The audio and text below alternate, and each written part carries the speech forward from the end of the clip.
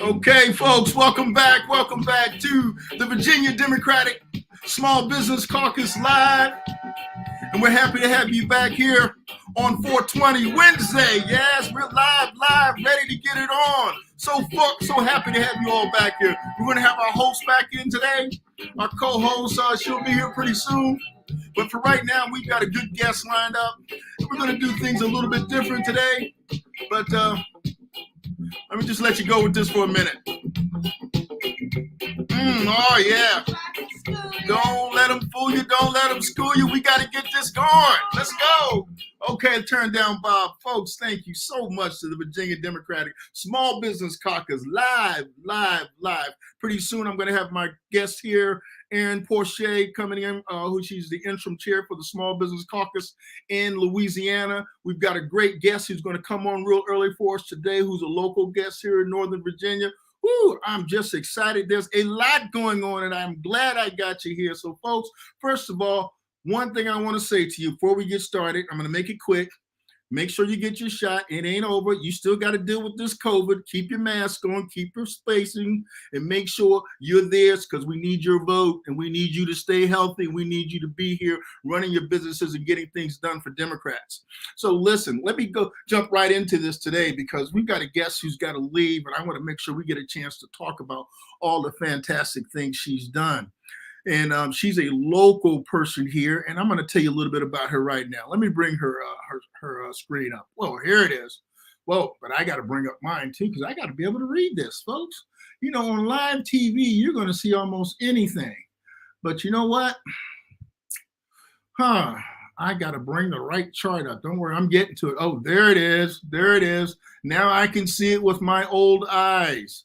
I need it big over here so I can read it to you. Sheila Dixon, she's our guest. Look at her. Ooh, she is a fantastic looking person, looking accomplished and getting a whole lot done for the Northern Virginia Black Chamber of Commerce. She is a fantastic person. I've worked with her in the past with my small business and other small businesses in Northern Virginia. They're doing some fantastic things here.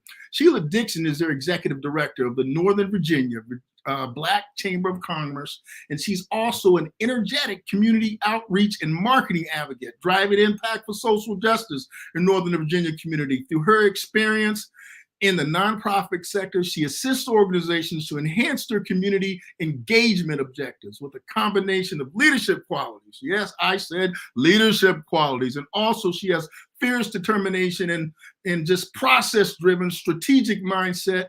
People have labeled her as an enterprising change maker in Northern Virginia. Enterprising change maker. Listen to that, folks. I'm not done. There's more. Sheila has assisted more than 2,000 businesses and nonprofit business owners in the area through one-on-one consulting, experiential live group trainings, mini-mastermind sessions with local experts. She owns her own small business, and she's going to tell you about that.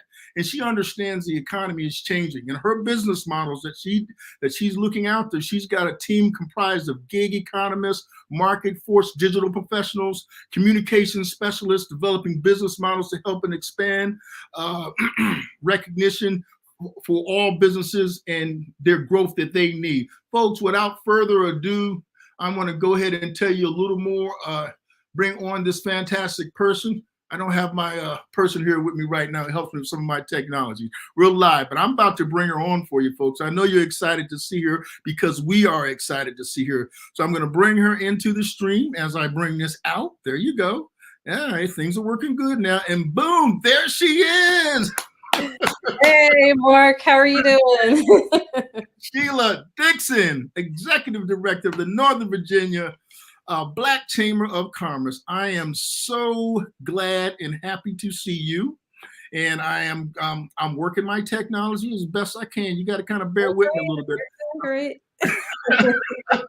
I may make a couple of mistakes as I try to get these overlays on, but we're live. Sheila, it's so fantastic to see you. And that information that I was reading about you, I already knew because I've seen the work that you've done in the past, but we've only got you for a little while. So I'm going to jump right into it. you tell us something about what you've been doing with the Northern Virginia Black Chamber of Commerce and what you've been doing with your company. Go ahead and give us a background. Sure. So with the Northern Virginia Black Chamber of Commerce, I came on right at the start of the pandemic. I love to tell this story because I came onto the chamber and I really, a week after I came on, I went to some training and then everything shut down. So Whoa. I'm sitting here as an executive director of the Northern Virginia Black Chamber. I don't know anybody. I'm trying to figure out what is it that I'm going to do. Honestly, I was very pleasantly surprised that there were many Black-owned businesses in the area I didn't even know. And so what I decided to do was just look at our mailing list. I tried to connect one-to-one with each of the members at that time. But during the whole COVID, we we scaled and we grew. We currently have about 249 members now as Wow. part of the chamber. And I don't know, Mark, whenever I worked with you last year, we had about 100, 135. So I'm really excited about the growth. We've really worked a lot in local government for advocacy. We've brought on a lot of programming just to help our small businesses. As things were happening with the EIDL and ARPA and all of these things, we're really keeping the pulse of the community and keeping everybody engaged. We are doing a lot of great networking events that are coming up.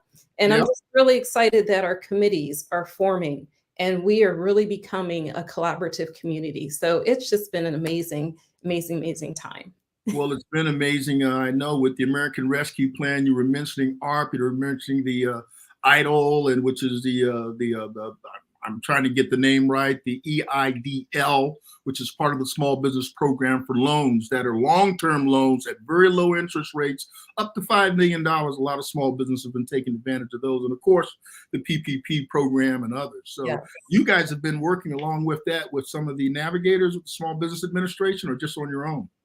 We've been building the partnerships. So some of those organizations are becoming members of our chamber so that we can meet our business owners one-on-one to see how they can help. So we're really trying to bridge the community together.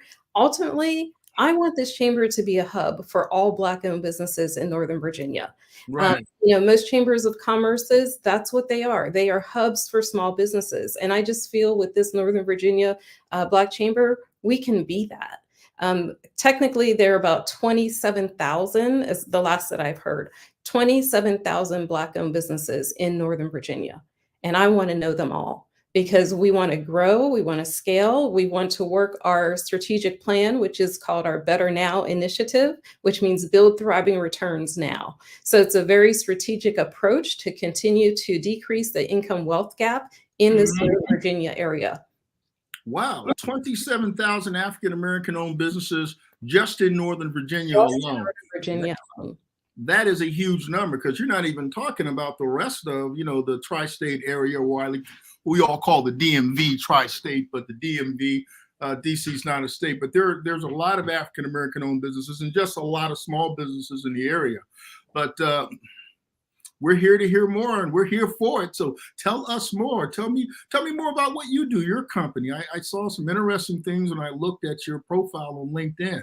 You want to tell us a little bit about what you do as a professional? Other than what you do with this?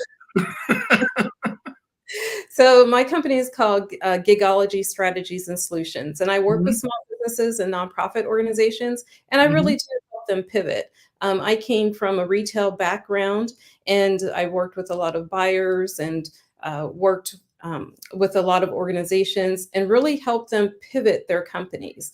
I know as an entrepreneur, everybody has that entrepreneurial spirit and they just want to go, go, go. But I can come in and help strategize so you can continue your energy and grow your own company. So I help with branding, marketing, communications. I also have a group of what we call gig workers. I've been a gig worker for a long time. So now I know it's becoming something that's more popular where you're collaborating with other individuals to get some projects done. So just staying focused on just continuing to help our communities thrive. Wow, that's interesting. I was trying to bring up working my technology here to show your website for the Black Chamber of Commerce, but I'm having a little trouble. Stick with me. I'm going to bring it up. While you're bringing that up, I just wanted to share, we have some great events that are coming up.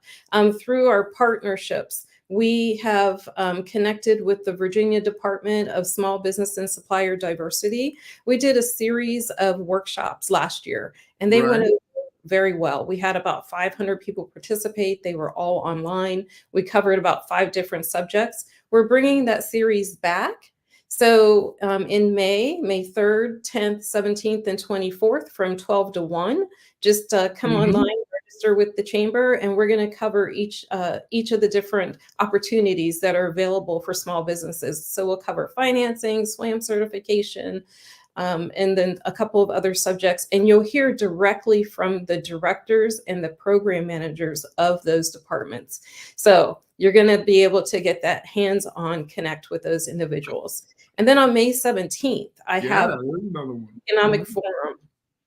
And the Economic Forum, it's going to feature all of Northern Virginia, well, 5 of Northern Virginia's economic development leaders. So we'll be representing Alexandria City, Arlington, Fairfax, Prince William County, and Loudoun County. So the directors and CEOs of those organizations, they're going to talk about how their counties have pivoted, opportunities that are available. And then we also have a special announcement, but I can't tell you what it is until that day. So I may have your graphic for that. There you go. Awesome. There it is, right? Yes. The 2022 Economic Forum that you guys are getting ready to do. Sorry for my lousy technology. I wanted to put it on a separate screen, but I wanted people to see what that was about. You've got all those leaders there that you just mentioned. If you want to kind of go through it one more time. Sure. So we have Buddy Reiser from Loudoun County, Christina Wynn from Prince William. We have Stephanie from Alexandria. We have Telly from Arlington, Victor from Fairfax, and then Jason Hawkins. He is the new Director of Supplier and Diversity at George Mason University. So we're really excited to have him on board. And again, we'll have some special announcements that take place that day. But now, May 17th, right? Tuesday. May 17th from 9 to 12:30. Breakfast is included. It is a ticketed event. And it's people get tickets? Sure. You can go to the website at nvbcc.org. And then Peggy Fox is going to help moderate the event. And it will be streamed on Fairfax Public Access as well. So I'm encouraging any business owner out there who needs to know directly what's happening in their county to be at this event on the 17th. That is a fantastic thing. I know on your flyer, I wanted to make sure people knew how to get those tickets. So I guess you guys are going to be advertising, pushing that out there on the various different social media platforms, and I guess whatever mailing list that you have. And we'll push it out there on our platforms too, and talk about what you're doing on ours. So I'll get that out there and help to push it. And I will be at the event. Yes, thank you. Hey, so listen, this kind of takes me to another subject. I know you've only got about another 10 or 15 minutes with us. The Chamber of Commerce, and as far as, we're talking African-American business, Black business here. One of the things that I believe they need to get behind is working with lobbyists or of some sort to be able to push legislation which is in favor of helping African-American businesses get a better look on the acquisition laws. Sure. And in order to make that happen, like, for example, the Alaskan Native corporations have that legislation, which allows them to have super 8As, unlimited 8As, $20 million sole source contracts. I'm not hating. I never hate the player. I say, don't hate the player, hate the game. You want to change the game, change what's going on. So one of the things, I don't know whether or not your organization is looking at working with other organizations to maybe introduce legislation that puts African-American business on par, at least from a federal perspective, and also looking at legislation that can happen also in Virginia as well on a state level. So, yes. You have anything you want to say about that? Sure. We have been working with Jerry Conley's office and Senator Kane's office and kind of staying abreast on that factor. We understand that there are the disparities that are being addressed, and we are working with them so that they can clearly hear and understand the issues, which I think they somewhat do, but now it's really like, let's put the framework and put some tools in place so that we can help. So we do advocate on that level. Our board is, we have an advocacy board committee that we are developing. So you'll hear more about that. What's been interesting about the chamber over the past, 2 years of COVID, I'm now starting to get like teams and groups of professionals who understand the mission and vision of the organization. And we really want to, again, dive in and to help with the process. We also have, I'm part of the African American Advisory Board for the state of Virginia. So I have that also as a resource. And so as that group begins to develop more, I'll be able to offer more resources as far as what we're doing at the Virginia state level. At the federal level, we have a government contracting committee, which has formed, and they're going to be putting together some great resources and training, so that anybody who is interested in that field fully understands what they're getting into, understands the obstacles and move through the resources. We have with our Better Now initiative, that is one area that we are focused on. One of the things we know is that a lot of African American businesses who are doing the government contracting piece may not have some of those certifications that they need, and they're cost prohibitive, quite frankly. And so we want to build our Better Now initiative and build funding so that we can continue to support and help those individuals in that field.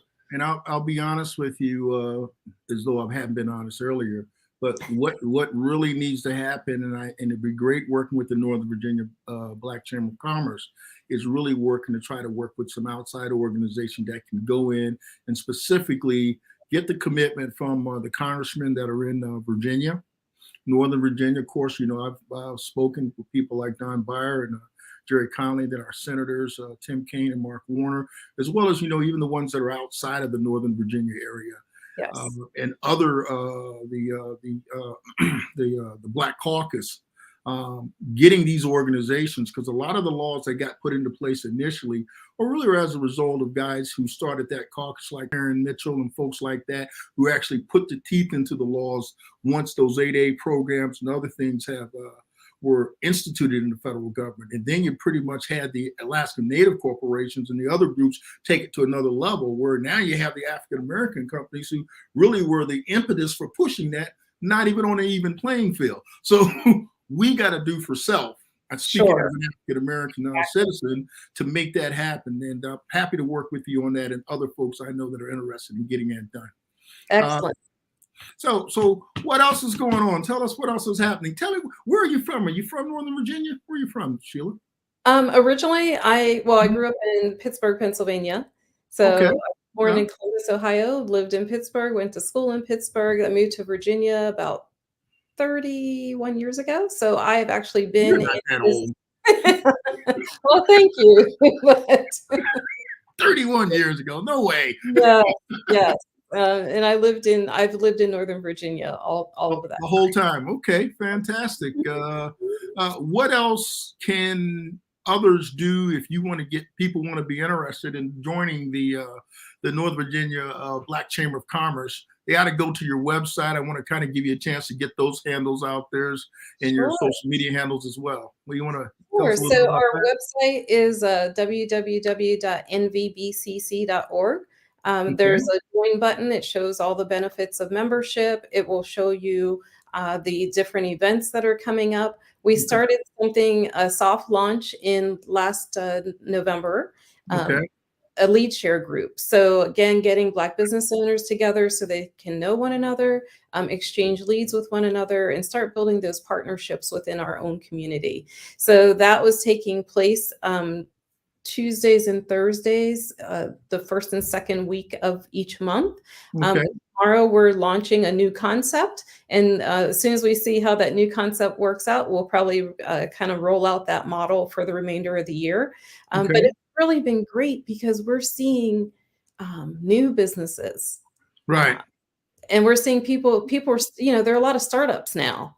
And so it's a great way to be able to connect and network with them through our lead share opportunities. So we're really excited about that. Now, there's another group out there too that's called the Virginia Black Business Directory. Do you work with some of the folks in that organization as well? I think We it's used to. Anita Yeah. who Yeah. Yeah, we used to. They are a directory. I believe they have a lot of the businesses that are in the area, Mhm. but I think they cover all of Virginia. Yeah, they So, cover all of Virginia. Exactly. so please, what we want with the Northern Virginia Black Chamber is Hmm. because we represent the 5 areas, which are Alexandria, Arlington, Fairfax, Prince William County, and Loudoun. We Okay. want those business owners to really connect and know one another. So there's power in collaboration. We try to Absolutely. do our different events in each county. And again, I'm looking for people who are passionate about their community to help me build out the programming and the lead share opportunities within their own community. So Hmm. it's been great getting to know some of those individuals. Well, that's fantastic. You definitely got me. I'm definitely willing to help you out on that legislation piece because I've been at this for a number of years, and I know for a fact, unless you have something your attorneys can sink their teeth into, uh, Okay, you Mark, have but you need to become a member. oh, well, Promise me you'll be a member. I will become a member. Thank you.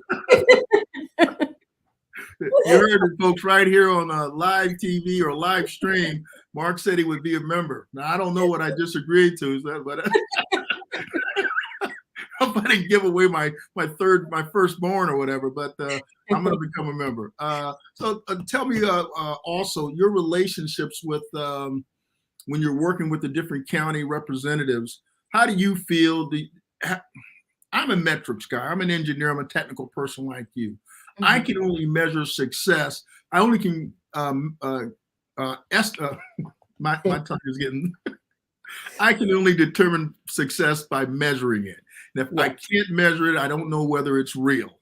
So, have you been able to look at where some of these counties in Northern Virginia have been at, the size of their acquisition budgets, and how much of those budgets that they're actually spending with African American owned business, not people of color business, not small Sure. business, but Yeah. specifically, what are they spending with the community?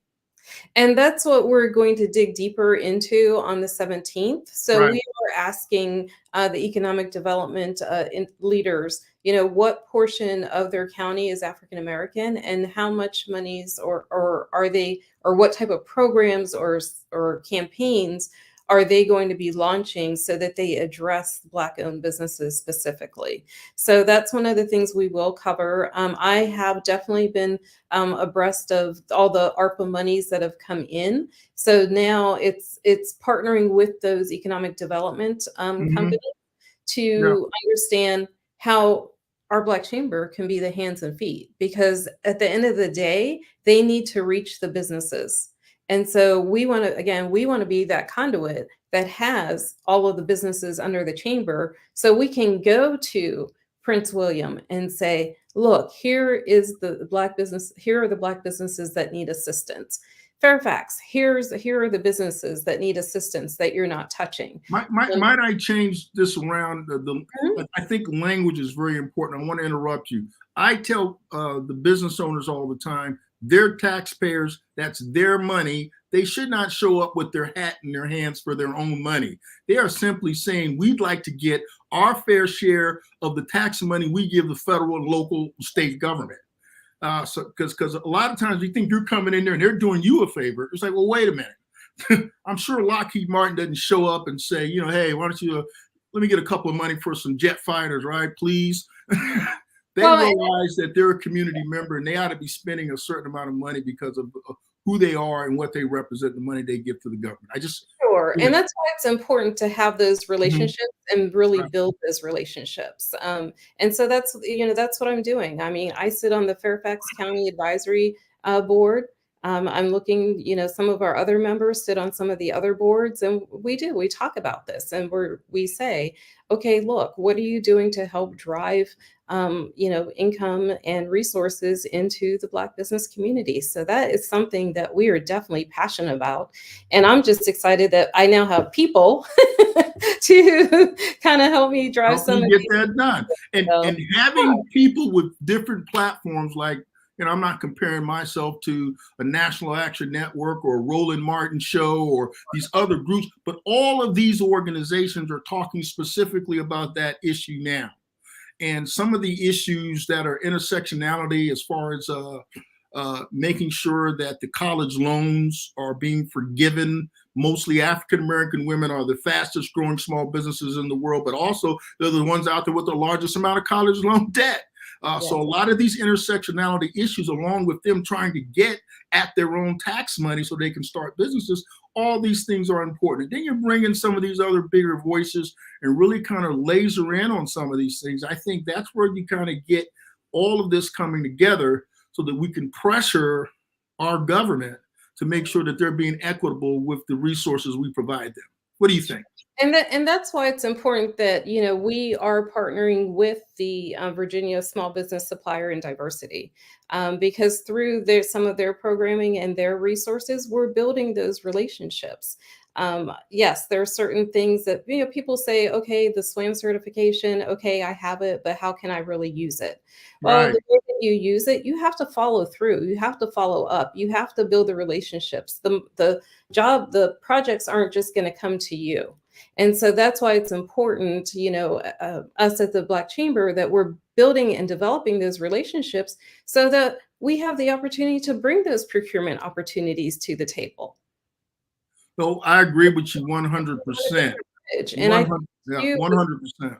Yeah, and with the other organizations that are working, the other Black organizations that are working on the kind of on their particular mission and vision, we do need to have the conversation.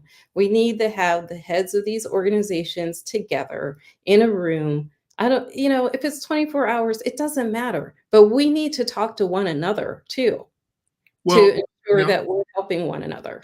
Well, there's a long game and there's a short game. When we're talking about changing legislation, that's the long game. But getting all the right players in the room, particularly for African-American business, so you have your community activists and advocates for that. You have your elected officials. You have the small businesses, yourself, and just your supporters. Because in the end, for people who've been in this business for a long time, they're like, hey, we've been pushing at Virginia to get things changed for the longest. I've heard people say, hey, I have more success in Maryland. I can't get Virginia to really be equitable in the contracts that they provide, or like DC is able to do with their African-American contractors. Virginia really still is behind the 8 ball, and the federal government is still behind the 8 ball. So, listen, as I tell people, I'm in my 60s. I got about 30 good summers left. So if I get to be 90 years old, my dad is 85, I'll be lucky. So I'm going to tell them like it is, right? Ain't no point in being nice about it and being whatever, or your grandkids will be saying the same thing that I'm saying and other people in my generation are saying. So we've got to be aggressive, and we've got to be very intentional about saying, here's specifically what we need to get done. Let's go get it done, whether it be voting rights or going after our fair share of the tax dollars. We have to be intentional and hold people's feet to the fire. What do you think about that? I think that's great, but we also need to know who's that younger generation. I mean, you and I are kind of like in that same age range, So no, you're not that old. You can stop that. So, I mean, I think it's important. Who are the emerging leaders in the Black community? Where are they? Let's have the conversation. Yes, they're doing their own thing, and they're most likely doing fabulous work. But, again, it's the generational shifts, and we all have to kind of understand and work together with that. I want to know who those leaders are. We're making progress just by the fact that people like yourself and what we're talking now. So I'm looking forward to working with you and bringing in some of the other folks that I know, so that we can not only compete as small businesses, but work these businesses up to the sides where they are major prime contractors like the BAEs and Lockheed Martins of the world in that next legacy wealth as it grows within the community, and these companies build and grow in the private sector and the federal sector. I'm looking forward to it. Now, I know you don't have much time left. I'm going to ask you one question I ask all my people who come on the show. Uh-oh. If you were queen for a day, well, I don't ask the guys that. I ask them if they were king for a day. And I say, if you could wave your wand or you could have it any way you want to change something, what would you do if you had that power? I would infuse capital into Black-owned businesses. I love that. And with that, are you on Twitter? No, I have not. Are you on Facebook? Yes, we're on Facebook. Yes. Okay, well, go ahead and give your Facebook or your IG if you have it. I believe it's at NVBCC. Okay, well, they just put an NVBCC in Facebook. You'll pull up. Same thing. You guys on IG as well, or you guys are? Yes, same handle. Okay. NVBCC. Well, wow, this has been fantastic. This is usually the time where I play the music again and we try to party a little bit and get people hyped up. But I know you have to go. You have a commitment you have to make. And Sheila, I'm so happy that I got you to come on the show. Folks, don't miss their event on May 17th at 9:30. They have all of the representatives from all the Northern Virginia acquisition offices and George Mason as well. It's going to be a fantastic event. I'll be there and we'll be pushing that out. And Sheila Dixon, thank you for being here and all that you do. We'd love to have you back when you can come back. Great. Thank you. Good night. See you later. I'm going to take you out of the stream now. This is live TV. Bye-bye. Well, folks, that was our interview and our talk. I don't interview people. I just have conversations with people who come on the show. And Sheila Dixon is an amazing person. And what she's done with the Black Chamber of Commerce and for Northern Virginia has been awesome. And they've got a 2022 Economic Forum coming up again, like I just said, on Tuesday, May 17th from 9:30 to 12 p.m. You need to go to their website in order to buy your tickets for that. It's an inexpensive price, $50, includes continental breakfast. And more importantly, you're going to meet and network with some great folks. And you're also going to meet some fantastic folks from the acquisition and development leaders in Loudoun County, Prince William County, Alexandria City, Arlington County, Fairfax County, and also from the George Mason Director of Supplier Diversity. And they've got a fantastic host. It's being moderated by Peggy Fox of the Northern Virginia Media and Community Relations Leader of Dominion Energy. And it's going to be live broadcasts on Fairfax Cable or whatever she said there. So it's really going to be very interesting, folks. Looking forward to really attending that event in a couple of weeks. So, we started our show out a little bit different, and I'm looking forward to sort of talk about some of the other things that we talk about. And today is a day for opportunities that I believe that are out there for small business. Today is April the 20th, and as a lot of people know, that is the day for cannabis, as a day that they talk about the cannabis business. And it's been a big thing in Virginia this year and across the country, and also a big thing for small businesses across the country, particularly, as I mentioned, African-American owned businesses and other Latino-owned business and Asian businesses that are out there, particularly the Latino-owned businesses and the African-American-owned businesses have really, and just small business people in general, but particularly these particular groups, minority groups, as they're referred to sometimes. I kind of don't like to use that word because I don't believe that they're necessarily minority groups, maybe in some ways. But the point is, the laws that they've had with the cannabis or marijuana, as they call it, then were being used in an unfair way to punish and to put a lot of African Americans and as well as Asian Americans and Latino Americans in jail at far greater numbers than anyone else. Simply, and now that those laws have been changed in over 19, coming up on 19 states where they've made the cannabis legal, that they need to make sure that there's expungement for people who had cannabis on their records for a nonviolent crime of simply using it. And also they need to make sure that there's equity and as well as expungement, but equity so that people who want to start in that business, now that the government is in these various different states have legalized it, they need to be able to, as small businesses or as individuals who are looking for jobs as employees, W-2 employees, they need to have opportunities to get into that industry. And the bar of entry needs to be low. It does not need to be high, especially since they've used those laws in an unfair way to imprison or to really cause people's records to allow them not to be able to make the money that they could have made in their careers with this. And it would be just a shame if anybody is still in jail or if anybody is still being penalized for cannabis if the state's already made it legal. They need to go back and clear people's records. And if they're in jail, they need to let them out.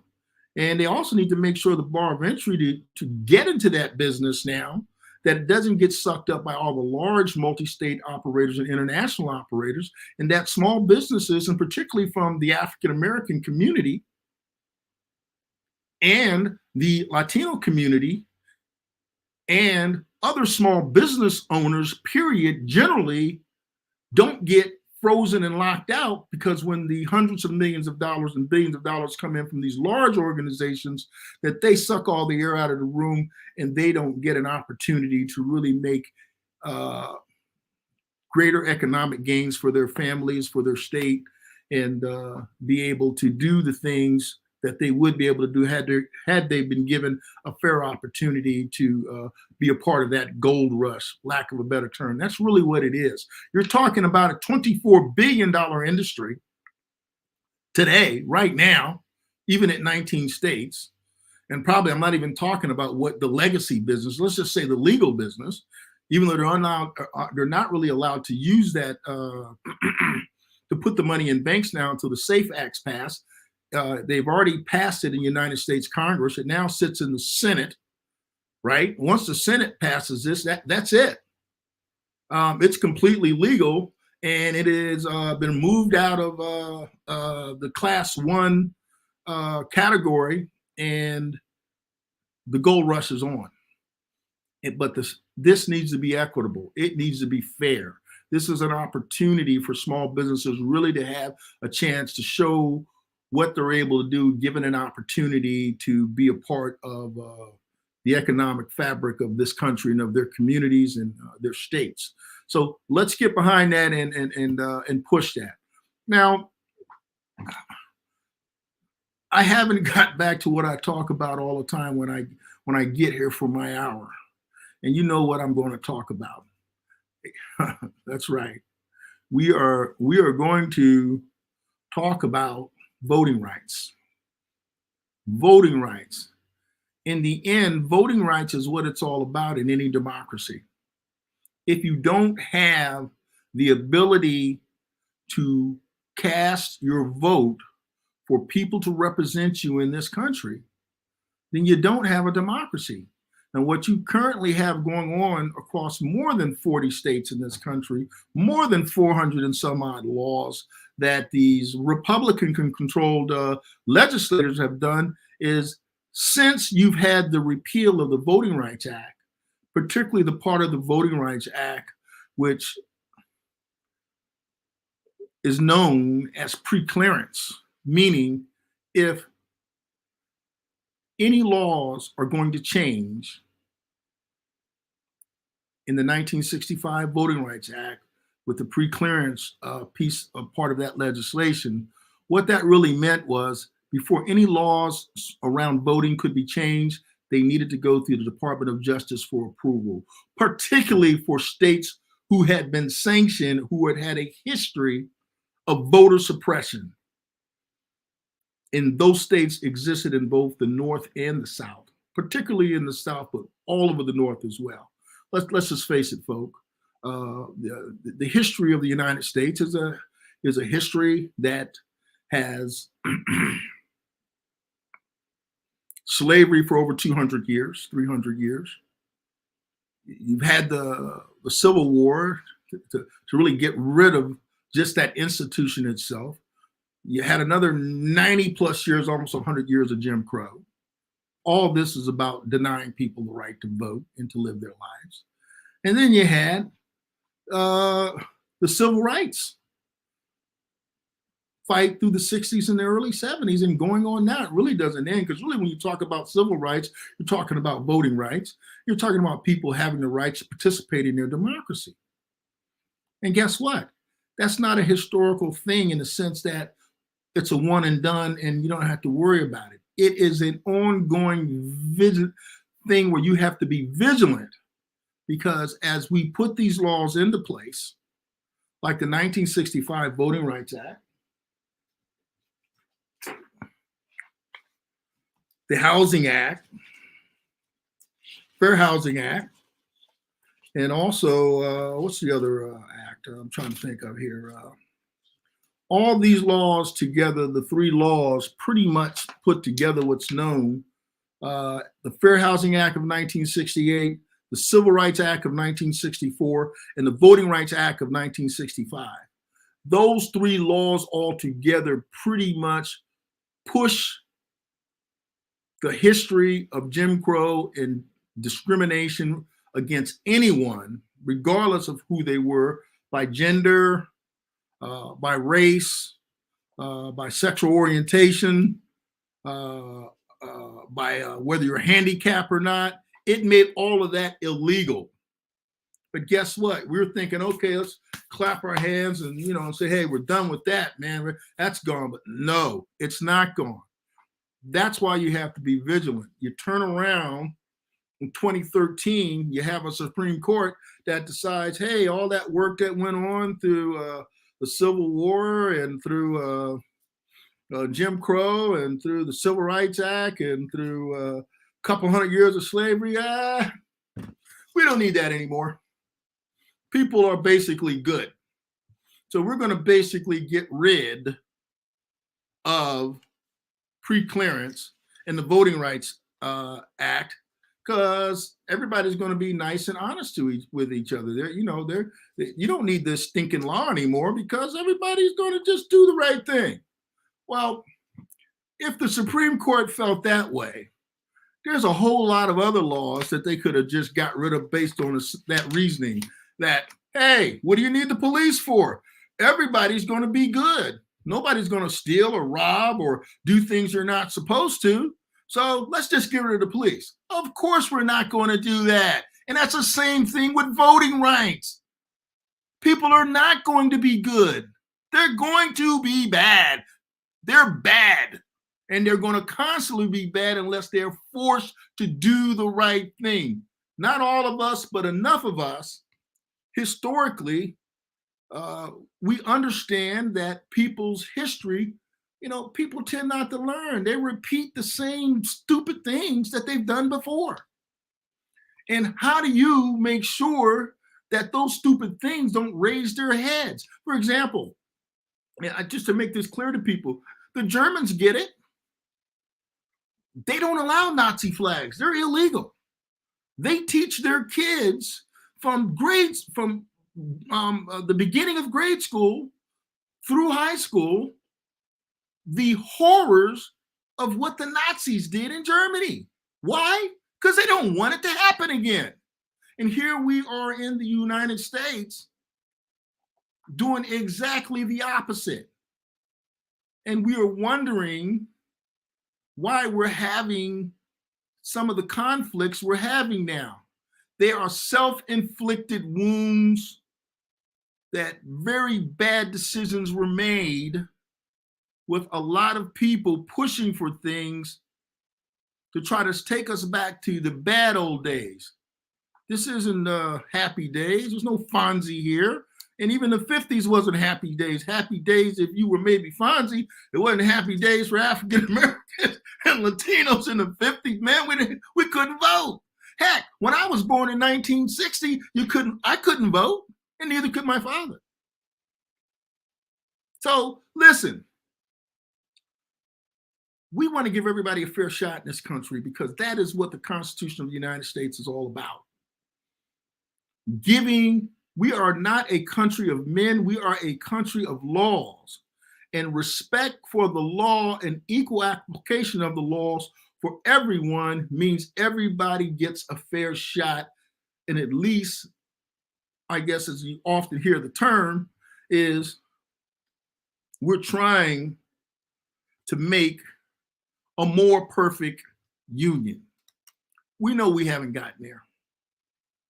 And I know there may not be anyone watching this right now, but if anyone does tune into it and they hear my discussion that I try to tell people, and I want people to understand this is, listen, there's going to be bad people out there or people who think people should not be equal or want to attack people simply because of, where they're from or who they choose to love or their gender or the color of their skin. All these things that don't really matter, that nobody cares about. They shouldn't care about them. What they care about is that person a good citizen?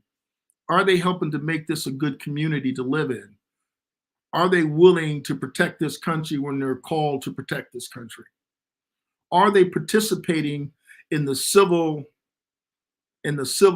discussions of this country to make sure when people bring up things that are really dumb ideas, that you don't stand up, you don't sit back and let dumb ideas move forward. You stand up and say, that's not a smart idea.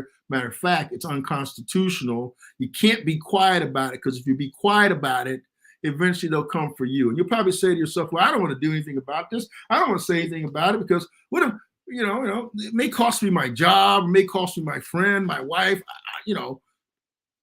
Listen, if you don't do anything about it, eventually they're coming for you anyway. Trust me. People who do bad things, you can't trust them. There is no honor among thieves. They will come for you too. So you might as well stand up and do the right thing, say the right thing, so your community is made better over time and your children and your grandchildren can live a better life. And we don't need to repeat a lot of lessons that we learned in the past, because some people want to live in the past, or some people want to blame others for their scenario, or some people are just, they don't understand and they believe something that's not true. Nobody take the time. It becomes a little frustrating to me when I see people who try to believe in things that aren't true. I don't see anybody. For example, when we talk about the cultural issues, and those are cultural issues, man. God bless people as long as they're not doing something that's illegal, right? Let them live their lives. Okay? Doesn't mean you have to do it, but it doesn't mean that they're not good citizens. It doesn't mean that they won't protect this country. It doesn't mean that they won't help you out. Everybody's different. It's a big country with a lot of different people.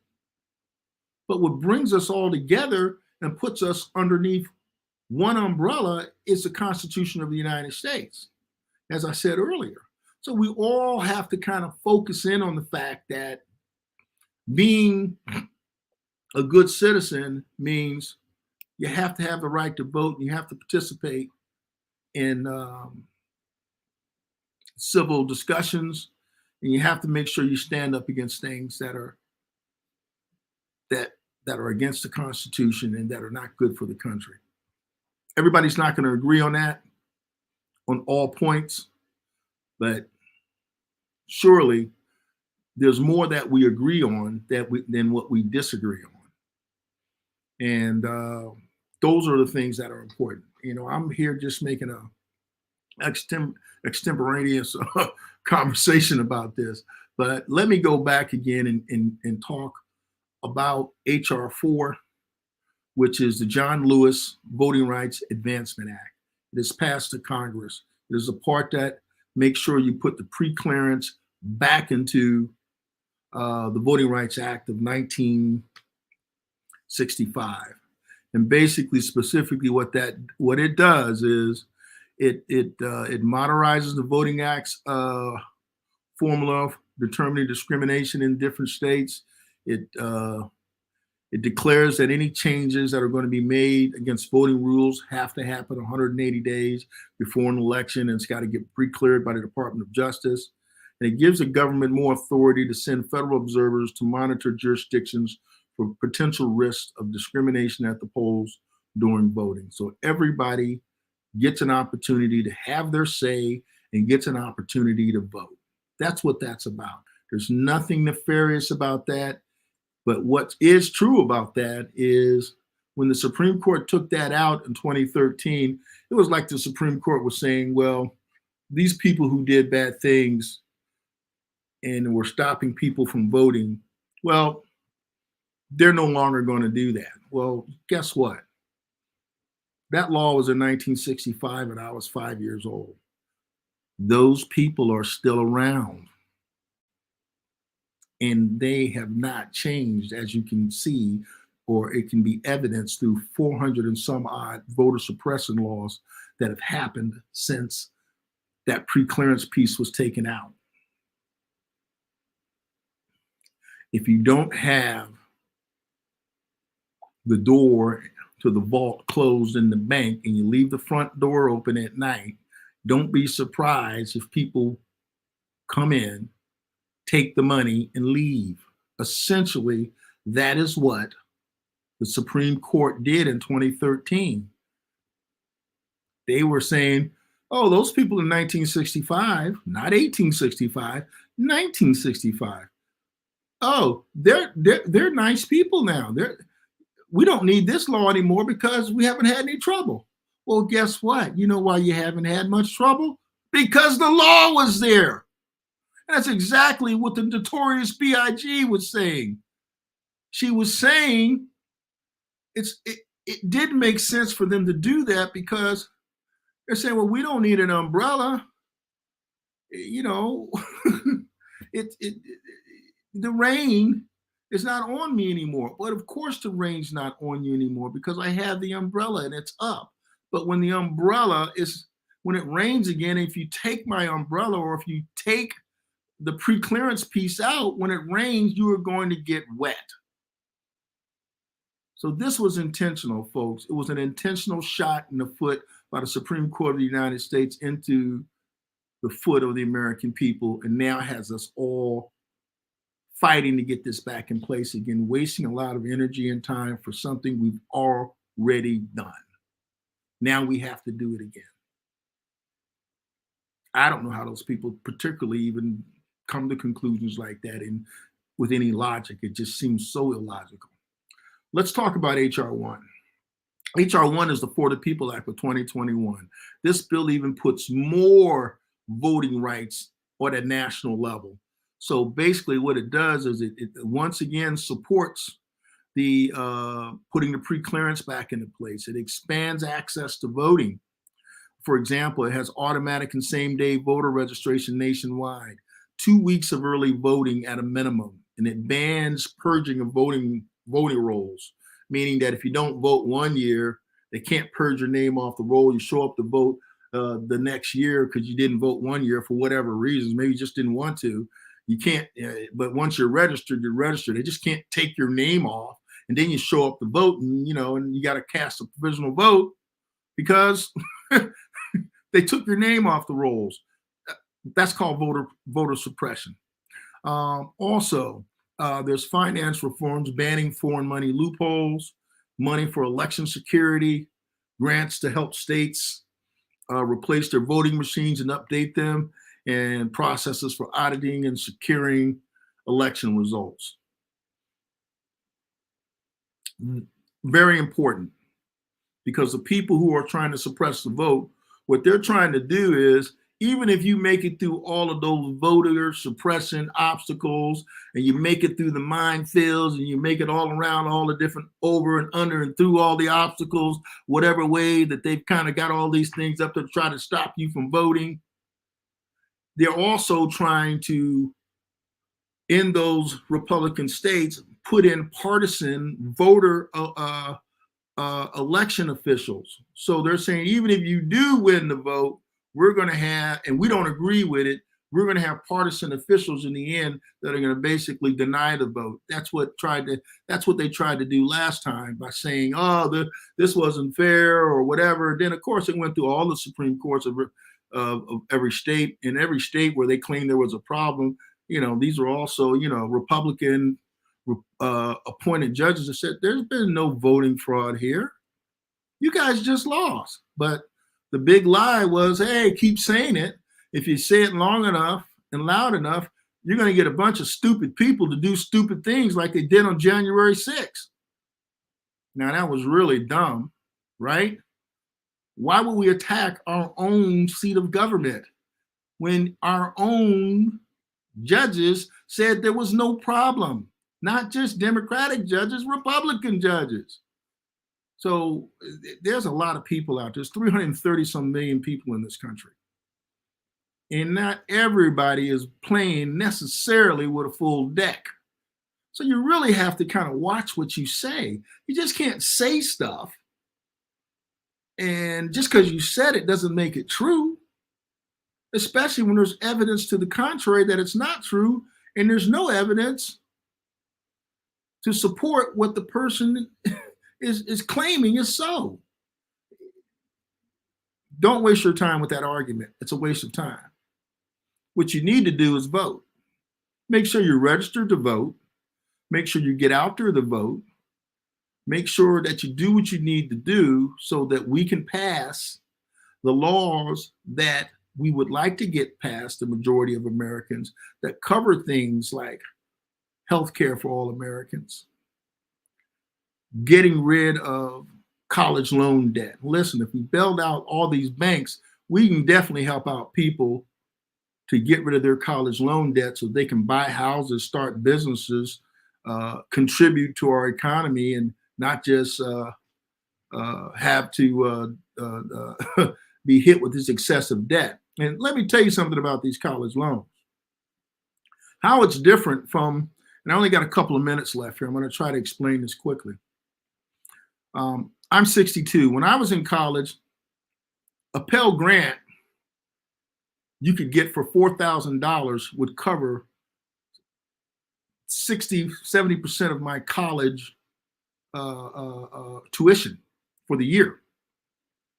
Really, $4,000. Then I got $2,500 in a National Student Direct Loan, and I got $1,200 for going to a private school in Virginia, and I lived in Virginia. That was more than enough money to pay for my college.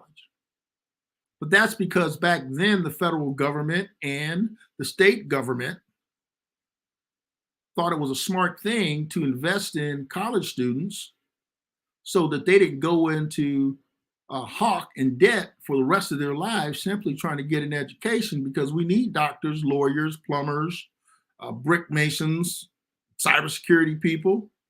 We need these people to run our economy. Why would we want to put crippling debt on them once they get out and they can't buy homes or start businesses or do any of the things they need to? So you really are looking at the generation that came before us, who are now basically pulling the ladder up behind them saying, hey, I'm just going to keep all the money for myself. We don't need new roads. We don't need new infrastructure. Nothing has changed since 1970. Well, it's not true. And people need to pay their fair share of taxes. So I'm simply saying to you, that college debt doesn't need to be out there. They need to get rid of it. And by the way, folks, it's your money. It's not just money for large corporations or for people who are billionaires not to pay taxes. It's your money. And you have a right to vote to say what you want done with that money. And if you want that money to get rid of college loan debt, so be it. If you want that money to buy 500 F-35s from Lockheed Martin, so be it. But the point is, it's your money. Tell your folks what you want done. All right? And all I want to tell you is, listen, this is a beautiful country that we have. We need to make sure that we keep it that way. So get out there and vote. You could be loved, and you are loved. And thank you for being with the Virginia Democratic Small Business Caucus show live. And we'll see you next Wednesday. We got a fantastic guest. I won't tell you who it is, but it'll be somebody you'll say, wow, there's another great guest. Thank you, folks, and we'll see you later.